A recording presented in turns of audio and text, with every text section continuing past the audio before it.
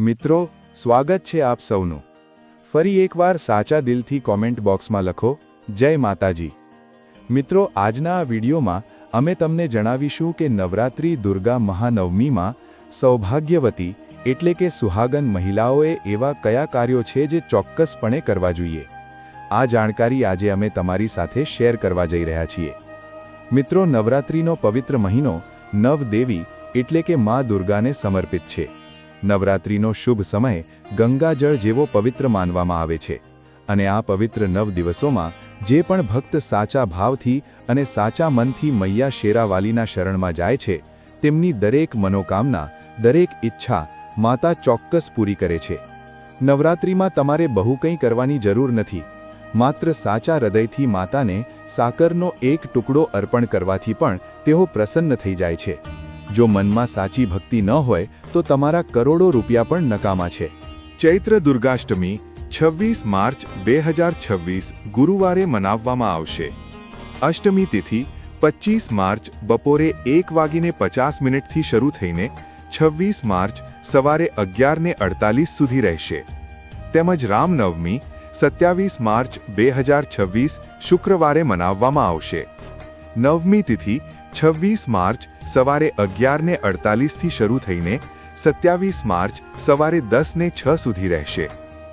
ધર્મશાસ્ત્રોમાં જણાવવામાં આવ્યું છે કે નવરાત્રિની મહાનવમીએ ઘર પરિવારના કોઈ એક સભ્યએ તાંબાના લોટામાં જળ ભરીને અને તેમાં થોડું ગંગાજળ નાખીને જો પીપળાના વૃક્ષ પર ચઢાવવામાં આવે તો માતા રાણી તમને ધનથી માલામાલ કરી દે છે. તમારી જે પણ ઈચ્છા હોય તે બધી પૂર્ણ થઈ જાય છે. કારણ કે નવરાત્રિમાં માતા રાણી પૃથ્વી પર આવીને પોતાના દરેક ભક્તના ઘરમાં વાસ કરે છે અને પીપળાના વૃક્ષમાં નવદેવીઓનો વાસ હોય છે, માતા શેરાવાલીનો વાસ હોય છે. જો તમારી પાસે સમય ન હોય તો ઘરની કોઈ પણ મહિલાએ એક લોટો જળ નવરાત્રિની મહાનવમી પર પીપળાના વૃક્ષને અવશ્ય અર્પણ કરવું જોઈએ. મિત્રો, માતા રાણી સાચી ભક્તિની ભૂખી છે. તે તમારી પાસે કંઈ માંગતી નથી. સાચી ભાવના અને સાચા દિલથી જો તમે તેમના પર એક ફૂલ પણ અર્પણ કરો છો તો જગતજનની માં તમારા ઘરમાં પોતાનું સ્થાન બનાવી લે છે. શાસ્ત્રો અનુસાર કહેવાય છે કે જો તમારા માતા પિતા નથી તો તમે જગતની માં એટલે કે માતા પાર્વતીને પોતાની માં માની શકો છો. એકવાર સાચા હૃદયથી માને પોકારીને તો જુઓ, તે તમારી દરેક મુરાદ ચોક્કસ પૂરી કરશે. માતા રાણી દોડી આવશે કારણ કે માતા શેરાવાલી જગતજનની છે. જો તમે માતા રાણીને પ્રેમ કરો છો તો સાચા હૃદયથી કોમેન્ટ બોક્સમાં લખો જય માતાદી. માં શેરાવાલી માટે એક લાઈક તો બને જ છે અને અમારી ચેનલને સબસ્ક્રાઇબ જરૂર કરજો. મિત્રો, સૌભાગ્યવતી મહિલાઓ માટે નવરાત્રિનો તહેવાર ઘણો જ ખાસ હોય છે. નવરાત્રિમાં માં દુર્ગાની ઉપાસનાથી તમારા જીવનમાં સુખ સૌભાગ્ય જળવાઈ રહે છે. પતિની ઉન્નતિ, પ્રગતિ અને તેમનું આયુષ્ય દીર્ઘાયુ થાય છે. સંતાન સુખની પ્રાપ્ત થાય છે અને ઘરમાં સુખ સમૃદ્ધિ બની રહે છે. નવરાત્રિમાં તમામ ભગવાન માતા રાણીના શરણમાં રહે છે અને માતા પાર્વતીનું બીજું રૂપ મા દુર્ગા છે. પરંતુ નવરાત્રિની મહાનવમીમાં સૌભાગ્યવતી મહિલાઓ માટે કેટલાક એવા કાર્યો છે જે પતિની ઉન્નતિ અને પ્રગતિ માટે તેમણે ચોક્કસ કરવા જોઈએ. આજે અમે તમને નવરાત્રિ મહાનવમીના એક એક કરીને ઉપાયો બતાવવાના છીએ. સંપૂર્ણ જાણકારી માટે આ વાતને અંત સુધી જરૂર સમજજો. સૌપ્રથમ નવરાત્રિની નવમીમાં સૌભાગ્યવતી મહિલાઓએ શું કરવું જોઈએ, ચાલો જાણીએ. મિત્રો, નવરાત્રિની નવમીમાં મા દુર્ગાની પૂજા આરાધનાની સાથે સાથે ભગવાન શિવ અને માતા પાર્વતીની પૂજા પણ તમારે કરવી જોઈએ. તમે કોઈ વ્રત કરો કે ન કરો, પણ નવરાત્રિની મહાનવમીમાં માતા પાર્વતીને જો તમે સિંદૂર અને એક લાલ ફૂલ પણ જો અર્પણ કરી દો છો તો તમારા સૌભાગ્યની માતા હંમેશા રક્ષા કરે છે. કોઈ પણ પ્રકારની જો પતિને સ્વાસ્થ્ય સંબંધી સમસ્યા છે તો તમારે આ કાર્ય તો જરૂર જ કરવું જોઈએ. માતાને એક લાલ ફૂલ અર્પણ કરો. નવરાત્રિ મહાનવમી પર જાસૂદનું ફૂલ હોય તો બહુ જ સારું રહેશે અને લાલ સિંદૂર માતાને અર્પણ કરો અને પછી પોતાની સેંધામાં પણ જરૂર ભરો. આ કાર્ય તમારે કરવાનું જ છે અને આ ઉપાય બધા માટે છે. મિત્રો, હવે જાણીએ બીજું કાર્ય. નવરાત્રિના નવમીના દિવસે સૌભાગ્યવતી મહિલાઓએ આ જરૂર કરવું જોઈએ. જુઓ મિત્રો, આ નવરાત્રિનો પર્વ છે. ચારે બાજુ ખુશીઓ જ ખુશીઓ હોય છે, હરિયાળી જ હરિયાળી હોય છે. દરેક તરફ માતા રાણીના જાગરણ હોય છે. આ સમયે દરેક વ્યક્તિ ભગવો રંગ ધારણ કરે છે તથા લાલ રંગના કપડાં ધારણ કરે છે. એટલે કે સાફ સાફ કહેવામાં આવે તો આ તહેવારને ભક્તિ અને પાવન પવિત્ર દિવસ પણ કહેવામાં આવે છે. અને એવામાં લાલ રંગનું નવરાત્રિના દિવસોમાં ખૂબ વિશેષ મહત્વ થઈ જાય છે. એવામાં નવરાત્રિની નવમીમાં સૌભાગ્યવતી મહિલાઓએ લાલ લીલી બંગડીઓ અને લીલા રંગના કપડાં તથા લાલ રંગના કપડાં જરૂર પહેરવા જોઈએ. આવું કરવાથી તમારાથી માતા પાર્વતી અને ભોલેનાથ ખૂબ પ્રસન્ન થાય છે અને સદા સૌભાગ્યવતી રહેવાના આશીર્વાદ આપે છે. પતિને દીર્ઘાયુ રહેવાના આશીર્વાદ આપે છે. મિત્રો, એટલા માટે તમારે નવરાત્રિ નવમીના શુભ અવસર પર લીલા અને લાલ રંગનો ઉપયોગ જરૂર કરવો જોઈએ. બંગડીઓમાં કરો, કપડામાં કરો, પણ લાલ અને લીલા રંગનો ઉપયોગ જરૂર કરો. એવામાં તમે ભગવો રંગ પણ પહેરી શકો છો. લાલ, પીળો, લીલો, ગુલાબી તથા લાલ રંગ બહુ જ શુભ અને પવિત્ર માનવામાં આવે છે. તેનાથી માતા પાર્વતી અતિ પ્રસન્ન થઈ જાય છે. પણ યાદ રહે, નવરાત્રિના પવિત્ર દિવસોમાં કાળા વસ્ત્રો તથા સફેદ રંગના કપડાં સૌભાગ્યવતી મહિલાઓએ ન પહેરવા જોઈએ. સૌભાગ્યવતી મહિલાઓ માટે આ રંગ અશુભ માનવામાં આવે છે. મિત્રો, ત્રીજું કાર્ય. નવરાત્રિની નવમીમાં કોઈ પણ સૌભાગ્યવતી મહિલાનું ગળું ખાલી ન રહેવું જોઈએ. ખાસ કરીને દરેક સૌભાગ્યવતી મહિલાઓએ નવરાત્રિમાં મંગળસૂત્ર જરૂર ધારણ કરવું જોઈએ. જો તમારી પાસે મંગળસૂત્ર ઉપલબ્ધ નથી તો તમે કાળા મણકાની ચેન પણ પહેરી શકો છો. પણ નવરાત્રિના નવમી શુભ અવસર પર સૌભાગ્યવતી મહિલાનું ગળું બિલકુલ પણ ખાલી ન હોવું જોઈએ. અને જો મંગળસૂત્ર છે તો તમારે મંગળસૂત્ર જ પહેરી લેવું જોઈએ. ખાસ વાતનું ધ્યાન એ રાખો કે મંગળસૂત્ર ક્યાંયથી તૂટેલું ન હોય. કોઈ પણ પ્રકારે જો મંગળસૂત્રમાં કોઈ તકલીફ છે તો તમે તેને ફરીથી સરખું કરાવી લો અને ત્યારબાદ તે નવરાત્રિ નવમી પર તમારે જરૂર ધારણ કરીને રાખવું જોઈએ. મિત્રો, ચોથું કાર્ય. નવરાત્રિમાં ભૂલથી પણ કોઈ સૌભાગ્યવતી મહિલાએ કાળા રંગના કપડાં ન પહેરવા જોઈએ. આ વાતનું ધ્યાન તમારે ખાસ કરીને રાખવું જોઈએ. જુઓ, આપણે દરેક રંગના કપડાં પહેરીએ છીએ તથા લાલ રંગના કપડાં પહેરીએ છીએ અને પહેરવા પણ જોઈએ. એમાં કોઈ તકલીફ પણ નથી હોતી. પણ નવરાત્રિના શુભ અવસર પર તમે કાળા રંગના કપડાં ન પહેરો. તમે અન્ય કોઈ પણ રંગના પહેરો, પણ કાળા રંગના કપડાં તથા એકદમ સફેદ કપડાંથી ખાસ કરીને નવરાત્રિમાં અંતર જાળવી રાખજો. મિત્રો, પાંચમું કાર્ય. નવરાત્રિ મહાનવમી પર દરેક વિવાહિત મહિલાઓએ, દરેક સૌભાગ્યવતી મહિલાઓએ આ વાતનું ધ્યાન જરૂર રાખવું જોઈએ કે તેમની સેંથો હંમેશા ભરેલો રહે. નવરાત્રિ નવમી પર સૌભાગ્યવતીઓએ પોતાની સેંથો ક્યારેય ખાલી ન રાખવો જોઈએ. જે પણ સિંદૂર તમે લગાવો છો, કોશિશ તો એ કરવી જોઈએ કે જે તમારા સૌભાગ્યનું સિંદૂર છે, નવરાત્રિમાં તમે થોડું તે પણ લગાવો. જો તમે તે પીળું સિંદૂર નથી લગાવી શકતા તો તમે કોઈ પણ લાલ સિંદૂર અવશ્ય લગાવો.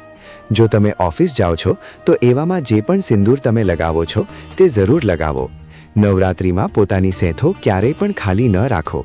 આવું કરવું અશુભ હોય છે, તો તમે આ વાતનું પણ જરૂર ધ્યાન રાખજો. નવરાત્રિ મહાનવમી પર સિંદૂર ખરીદવું, સિંદૂર વહેંચવું પણ બહુ જ શુભ કાર્ય હોય છે, તો તમે એવું પણ કરી શકો છો. સિંદૂરથી જોડાયેલું આ કાર્ય પતિ પત્નીના જીવનમાં પ્રેમને વધારે છે. સુખ સમૃદ્ધિની પ્રાપ્તિ થાય છે. ઘરમાં ગૃહ ક્લેશ થતો નથી. નવરાત્રિ મહાનવમી પર સિંદૂર વહેંચવાથી માતા રાણી પ્રસન્ન થાય છે અને તમને ધન ધાન્યથી માલામાલ કરી દે છે. આનાથી તમારું સૌભાગ્ય અને પ્રગતિ વધે છે. મિત્રો, છઠ્ઠી વાત. નવરાત્રિ મહાનવમી પર સૌભાગ્યવતી મહિલાઓ માટે આમ તો 16 શણગાર બહુ વધારે શુભકારી હોય છે, જે કરવો પણ જોઈએ દરેક મહિલાએ ખાસ પ્રસંગો પર. પણ જો આખા માસમાં નથી કરી શકતા તો એવામાં નવરાત્રિ મહાનવમીમાં જેમ આપણે જણાવ્યું કે મંગળસૂત્ર, સિંદૂર આનું ધ્યાન રાખો અને વસ્ત્રોના રંગોનું પણ ધ્યાન રાખો. જે પણ તમે કપડાં પહેરો છો તે કાળા રંગના ન પહેરો. તે જ પ્રકારે તમે તમારા પગમાં બિછિયા, માછલી અને ઝાંઝર તમારે નવરાત્રિ મહાનવમી પર જરૂર પહેરવા જોઈએ.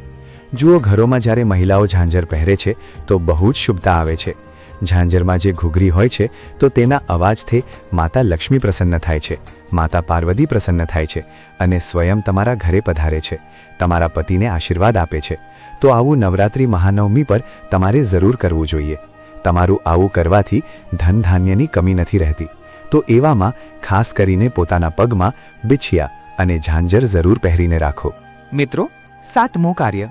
નવરાત્રિ મહાનવમીના શુભ અવસર પર સૌભાગ્યની સામગ્રી, જેમ કે આપણે જણાવ્યું કે સૌભાગ્યની સામગ્રી ખરીદવી બહુ જ શુભ કાર્ય હોય છે. તમે પોતાના માટે જેટલું થઈ શકે સૌભાગ્યની સામગ્રી ખરીદો અને હોઈ શકે તો નવરાત્રિ મહાનવમીના પવિત્ર દિવસમાં સૌભાગ્યની સામગ્રી દાન અવશ્ય કરો. તમે ચાહો તો સંબંધીઓમાં વહેંચો, પડોશીઓને વહેંચો તથા પોતાના પરિવારમાં વહેંચો. અન્ય લોકોને સૌભાગ્યની સામગ્રી જેવી કે સિંદૂર, બિંદી, લીલીછમ બંગડીઓ, બિછિયા, ઝાંઝર આ પ્રકારની વસ્તુઓ તમારે વધારેમાં વધારે લોકોને દાન આપવી જોઈએ અથવા ભેટમાં આપવી જોઈએ. પણ યાદ રહે, પોતાના ખુદનો મેકઅપ ક્યારેય કોઈને દાન ન કરો અને ન તો કોઈને આપો. શણગાર તમે નવો જ ખરીદીને વહેંચો. મિત્રો, 8મું, નવરાત્રિ મહાનવમી પર મહેંદી. નવરાત્રિમાં દરેક વિવાહિત મહિલાએ, બલકી દરેકને, અને હાથો પર મહેંદી તો કુંવારી કન્યાઓ પણ લગાવે છે. તમને જણાવી દઈએ કે હાથો પર મહેંદી કોઈ પણ મહિલાએ જરૂર મુકાવવી જોઈએ. આવું કરવું બહુ જ શુભ માનવામાં આવે છે. માતા પાર્વતીના આશીર્વાદ પ્રાપ્ત થાય છે. મા દુર્ગા પ્રસન્ન થાય છે. આવી બધી વસ્તુઓ સૌભાગ્યની નિશાની હોય છે અને નવરાત્રિ મહાનવમીમાં માતા રાણીની પૂજા આરાધનાની સાથે સાથે જો આપણે આ કાર્યને કરીએ છીએ તો આનાથી માતા આપણા પર પ્રસન્ન થાય છે અને આપણને મન વાંછિત આશીર્વાદ આપે છે. નવરાત્રિમાં આપણે એક માટીના પાત્રમાં રેતી અને જ્વાર ભરીએ છીએ જેથી આપણા ઘરમાં સુખ શાંતિ બની રહે અને માતા પ્રસન્ન થઈ જાય. જ્વાર જ્યારે લીલાછમ હોય છે તો ઘરમાં હરિયાળી આવે છે અને સુખ સમૃદ્ધિની પ્રાપ્તિ થાય છે. જ્યારે જ્વાર લીલાછમ હોય છે તો સમસ્ત દેવી દેવતાઓ ખુશીઓ મનાવે છે અને ઘરની ઉન્નતિ માટે કામનાઓ કરે છે, આશીર્વાદ આપે છે. લીલાછમ જ્વારમાં સાક્ષાત માતા રાણી પોતાના 9 સ્વરૂપોની સાથે રમે છે અને ઘરમાં સુખોનો વરસાદ થાય છે તથા ધનનો વરસાદ થાય છે. અને જે ઘરમાં જ્વારની અંદરથી હરિયાળી નથી આવતી તો તે ઘરમાં પહેલાં જ ખબર પડી જાય છે કે હવે તમારા ઘરમાં ગરીબી આવવાની છે તથા પરેશાનીઓ આવવાની છે. આવી બધી વસ્તુઓ સૌભાગ્યની નિશાની હોય છે અને નવરાત્રિ મહાનવમીમાં માતા રાણીની પૂજા આરાધનાની સાથે સાથે જો આપણે આ કાર્યને કરીએ છીએ તો આનાથી માતા આપણા પર પ્રસન્ન થાય છે અને આપણને મન વાંછિત આશીર્વાદ આપે છે. નવરાત્રિમાં આપણે એક માટીના પાત્રમાં રેતી અને જ્વાર ભરીએ છીએ જેથી આપણા ઘરમાં સુખ શાંતિ બની રહે અને માતા પ્રસન્ન થઈ જાય. જ્વાર જ્યારે લીલાછમ હોય છે તો ઘરમાં હરિયાળી આવે છે અને સુખ સમૃદ્ધિની પ્રાપ્તિ થાય છે. જ્યારે જ્વાર લીલાછમ હોય છે તો સમસ્ત દેવી દેવતાઓ ખુશીઓ મનાવે છે અને ઘરની ઉન્નતિ માટે કામનાઓ કરે છે, આશીર્વાદ આપે છે. લીલાછમ જ્વારમાં સાક્ષાત માતા રાણી પોતાના 9 સ્વરૂપોની સાથે રમે છે અને ઘરમાં સુખોનો વરસાદ થાય છે તથા ધનનો વરસાદ થાય છે. અને જે ઘરમાં જ્વારની અંદરથી હરિયાળી નથી આવતી તો તે ઘરમાં પહેલાં જ ખબર પડી જાય છે કે હવે તમારા ઘરમાં ગરીબી આવવાની છે તથા પરેશાનીઓ આવવાની છે. કારણ કે તમે પૂજાપાઠમાં કોઈ એવી ભૂલ કરી દીધી હશે જેના કારણે જવારમાં હરિયાળી નથી આવી શકી. જુઓ, તમને જણાવી દઈએ, હેરાણીવાળી વાત તો એ છે કે પાણી વગર પણ માટીમાં જવાર નાખતા જ ઉગી જાય છે, તે પણ સંભાળ રાખ્યા વગર હરિયાળી તેમાં નીકળી આવે છે. પણ જ્યારે આપણે કળશ સ્થાપના કરીએ છીએ અને જવાર વાવીએ છીએ તો આ બહુ જ વિચારવા જેવી વાત છે કે તમારી દેખરેખ છતાં પણ જવાર નથી ઉગતા. જ્યારે તમે પાણી બરાબર નાખ્યું, પરિવારે સારી રીતે દેખરેખ કરી, તેમ છતાં આવું થયા પછી જ્યારે તેમાં જવાર ન નીકળે તથા હરિયાળી ન ઉગે તો સમજી લેવું કે સાક્ષાત માતા રાણી તમારાથી નારાજ છે, ક્રોધિત થઈ ચૂકી છે. માતા રાણી પોતાના સંતાનને સદાય માફ કરી દે છે. તમે સાચા હૃદયથી માતા રાણી પાસે માફી માંગી લો. માતા કરુણામયી છે અને પોતાના ભક્તોને, પોતાના દીકરાઓને સદાય માફ કરે છે. જવારમાં ઓછી હરિયાળી આવવી એટલે ઘરમાં ધીરે ધીરે ખુશીઓનો વાસ થશે અને વધારે હરિયાળી આવવા પર ધનનો વરસાદ થશે. ઝડપથી વેપાર દિન દુગણી રાત ચોગણી વધશે. ઘણા લોકો જવારમાં રોજ પાણી નાખે છે જ્યારે તેમાં પાણી નથી નાખવામાં આવતું પણ પાણીનો છંટકાવ કરવામાં આવે છે. એટલા માટે જવાર સડી જાય છે અને ખરાબ થઈ જાય છે. આવું ના કરો અને આ જ કારણે હરિયાળી નથી આવતી. વધારે પાણી નાખવાથી આ ખરાબ થઈ જાય છે. મિત્રો, જવાર જ્યારે તમારા ઘરમાં લીલાછમ થઈ જાય ત્યારે તેમાં ચાંદીનો સિક્કો અથવા 1 રૂપિયાનો સિક્કો જરૂર નાખો. સિક્કો નાખવાથી માતા રાણી પ્રસન્ન થાય છે અને તમારા ઘરમાં ધનનું આગમન થવાનું શરૂ થઈ જાય છે. મિત્રો, નવરાત્રિ સમાપ્ત થયા પછી લીલાછમ જવારનું શું કરવું ચાલો જાણીએ. પહેલી વાત તો એ કે આમાં જે તમે 1 રૂપિયાનો સિક્કો નાખ્યો છે તેને તમે તમારા ધન રાખવાના સ્થાન પર રાખી લો. આનાથી ધનમાં વધારો થાય છે મિત્રો. અને અંતમાં નવરાત્રિ સમાપ્ત થયા પછી આ જવારમાંથી થોડા પાંદડા માતા રાણીના પ્રસાદના સ્વરૂપમાં પૂરા પરિવારને ખવડાવો. આના પાંદડા ખાવા બહુ જ શુભ અને મંગળકારી માનવામાં આવે છે. આને જે પણ ખાય છે તે જલ્દી બીમાર નથી પડતું. અને બાકી તમે આ જવારને ગંગામાં વિસર્જિત કરી દો અથવા નદીની ધારમાં છોડી દો. આનાથી તમારું વ્રત સંપૂર્ણ અને સફળ થઈ જશે. મિત્રો, ઘણા લોકો પોતાના ઘરમાં અખંડ જ્યોત પ્રગટાવે છે અને જે તેની વાટ હોય છે તેને ઘણા લોકો આમ તેમ ફેંકી દે છે અથવા પોતાના ઘરમાં સાચવીને રાખી લે છે અથવા પાણીમાં નાખી દે છે જ્યારે આનાથી તમને કોઈ ફાયદો નથી થતો. જે અખંડ જ્યોતિ હોય છે તેને તમે સામાન્ય ન સમજો. આ ઓલવાઈ ગયા પછી પણ જાગ્રત અવસ્થામાં હોય છે. આમાં સાક્ષાત માતા દુર્ગાનો વાસ હોય છે.